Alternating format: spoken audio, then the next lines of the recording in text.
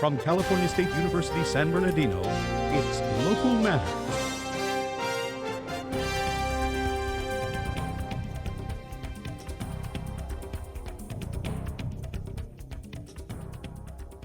Rock climbing and life after recovery. Hello, I'm Maria Marquez, and welcome to Local Matters, featuring stories from across the Inland Empire. And I'm Jessica Terrell.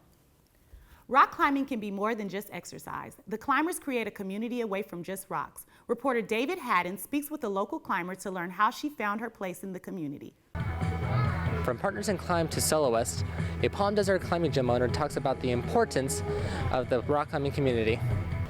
Community means having a group of people who have a similar interest and want to do things together.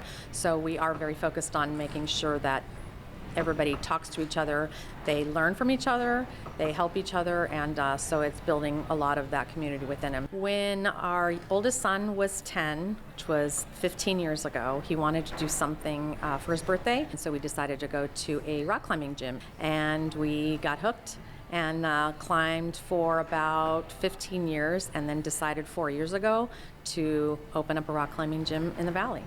So when our kids were littler, 15 years ago, we started rock climbing, and then they were on the competitive climbing team, and so they climbed throughout high school, and we met a lot of other families who had kids that did the same thing, so we had our own little community. So we started becoming part of this community with our kids, and so we started going on vacations with all of these people. That feeling of being able to be with other people who have similar interests and similar values and want to do something active is huge.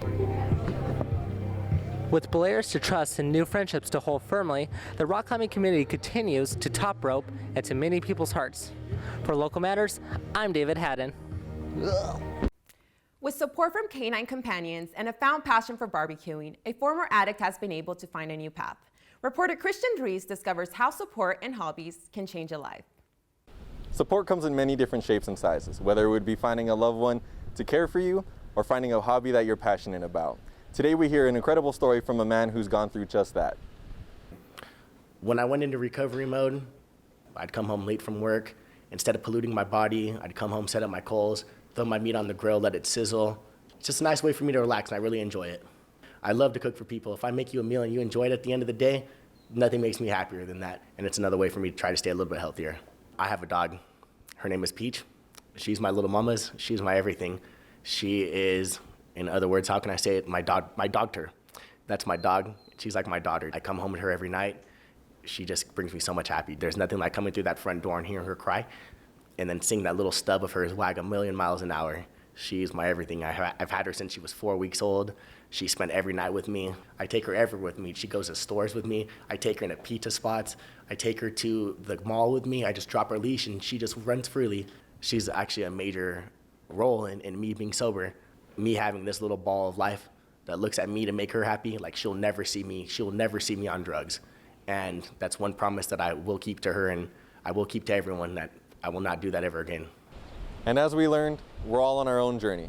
It doesn't matter how many times you've fallen or stumbled, all that matters is you get up, because tomorrow is a new day. For Local Matters, I'm Christian Ruiz. To keep updated on what Local Matters is doing, follow our social media. To watch some of our other stories, head on over to our YouTube channel at Local Matters, CSUSB. I'm Jessica Terrell. And I'm Maria Marquez. Join us next time for more local stories that matter.